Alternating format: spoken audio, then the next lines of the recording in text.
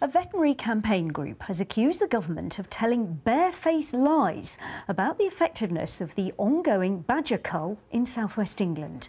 The Prion interest group said that government claims of a reduced number of bovine TB cases in cattle as a result of the cull were badly wrong. The Department for Environment, Food and Rural Affairs said it's the right approach and has had a positive impact. Well, in a few moments, we're going to speak to Dr. Iain McGill, Director of the Prion Interest Group. But first, we're joined by our science correspondent, Palab Ghosh, who's been taking a look at these claims for us. And barefaced lies, Palab, this is pretty strong language. What's the concern? Well, the vets are concerned about George Eustice, the farming minister's comments about the very first culls that started in Somerset and Gloucestershire. It's been 4 years, and it's about now that they may show whether it's reduced cattle TB in that area or not. As you know, the trials have been hugely controversial. People don't like culling badgers, and it's been done on the basis that it might have some beneficial effect. So it was with great eagerness that a progress report came out, trying to find out how well the culls had gone or not. George Eustice said that the culls seemed to be delivering results. However, on closer inspection, the report itself explicitly states that it can't say anything at all about whether they are delivering results, whether cattle TB is reducing or increasing.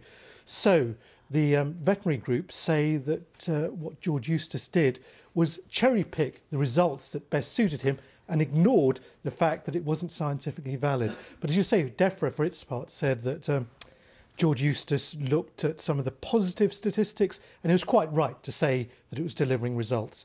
But we'll hear from Iain McGill what he has to say about that. Before we do, I want to ask you one other question, if I may, Palab. The department, DEFRA, says its tests for bovine TB in cattle are 80% reliable. The vets say that's not the case. So, in your view, who is telling the truth? Well, who can tell for sure? Have I put you on the spot there? Sorry. No. So the thing is that on its hub, its TB hub that farmers use to seek guidance on the effectiveness of one of the tests, it says that it is 80% effective on average. Now, there's a broad margin for error, but it says that it's 80%. But there have been a number of studies which show that it's much less. Now, this is important because if this test that's being used in the most infectious areas is only half as accurate as it should be, then there are going to be more cases of cattle TB in cattle, in herds that have been cleared. So it may be the cattle that's spreading it to the cattle rather than the badgers. Palab Ghosh, our science correspondent, thank you for explaining that so clearly. That was terrific, thank you. And as promised, we can speak now to the lead signatory of that open letter to the UK's chief vet, Dr. Iain McGill, director of the independent research organisation Prion Interest Group. And we're very grateful for your time, thank you. Why, in your opinion, is the government telling barefaced lies? Well, their own epidemiology report, as Palab said, for a start, it cannot be used to decide whether badger culling has helped the disease levels in cattle. But of the report that came out in September, there was a dramatic fall in both incidence and prevalence before culling started, and then it plateaued. For year 4, the government used a calculated figure to say that the incidence, that's the risk of new breakdowns, is falling. But actually, we've looked at the 2018 figures, and there's been a huge spike in cases in the Gloucestershire cull zone. The new herd incidence is up by 55%. Now, if the government were correct with their 4th-year figures from the 2017 culls, the incidence and prevalence would be going down. Prevalence has gone up by 29%, or the number of herds infected has gone up by 29%, and the incidence it's gone up by 55%. So you know these are serious misclamations that they're saying here.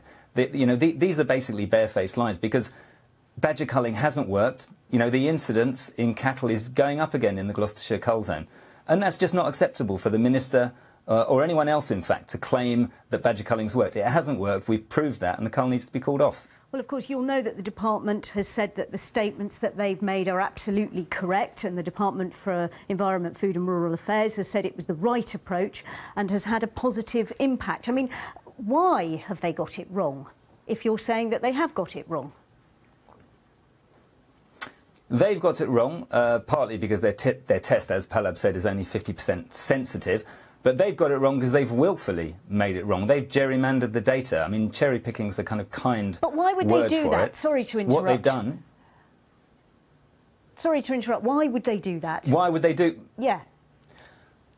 Well, they do that because they want to manufacture consent to carry on culling. The data wasn't showing that, so they used a calculated incidence figure to make it look like it was going down. What we pointed out earlier was that the prevalence, that's the actual percentage of herds that have TB, it was plateauing in both of those cull zones.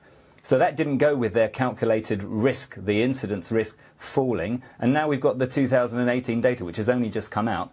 That shows a really big increase in Gloucestershire cull zone, which gives the lie to their calculated incidence from their report released in September. These are barefaced lies. There's not a shred of scientific accuracy in what they're saying. And I'm sorry, Mr Eustace does need to retract his statement. And that's why, as a vet, we've written to the Chief Veterinary Officer requesting that she go to her ministers and request retraction. And I'm sure she's done that. You know, I'm not suggesting for a moment that the Chief Vet is involved in these lies, but, you know, we've requested, as she's the head of our profession in government, that she requests that they retract it. And we're expecting retraction. The Godfrey report comes out tomorrow. You know, and this will be, this will be a big news story. And, you know, obviously our group has a lot to say on what the Godfrey report says. I can't tell you anything more because it's embargoed till tomorrow. That's a shame. But there's some serious issues there as well. OK, I mean, Dr McGill, the other thing is, of course, that you and your group are completely opposed to the badger cull as a policy, but it is, of course, supported by farmers, by the British Veterinary Association. What is it that you know that they don't? Well, what we know is that we don't have any vested interests, unfortunately. We have no vested interests at all. We don't get paid to do what we do. We don't get any funding from DEFRA. And, you know, there's a system set up which is a gravy train of, you know, approaching £150 million of our taxpayers' money this year. And that's going to particular places. And those people are very happy with the status quo. I think farmers, once they realise that they've been lied to by the government, because they're lied to because they're told their herd is officially TB-free. So they get a little certificate, but in actual fact the test is missing 50% of the infected animals. So they've still got TB in their herd. When it recrudesces, when it comes out 6 months or 2 years later, the farmer goes, but I'm officially TB-free. It must be the badgers. And the farmers are angry. They want to do something. They're under so much pressure, working for 365 days a year to produce milk at scarcely what it costs to produce it. They're under an awful lot of pressure. They want something done. They want to do something.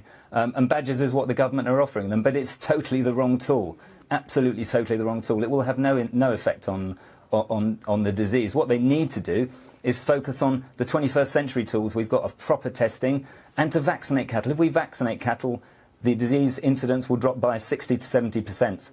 Add a stroke. And I'm sorry, but the British Veterinary Association, excuse me, have been, they've been disgraceful on this. They should have spoken up much earlier to protect the animals, to protect badgers, and also to protect cattle. And they've not done that. They've given a veneer of pseudoscientific support to that to make people think that the veterinary profession support it. OK, the veterinary profession don't. I'm sorry to interrupt, but we must leave it there. Dr. Iain McGill, thank you very much for your time. Good to talk to you there in Brighton.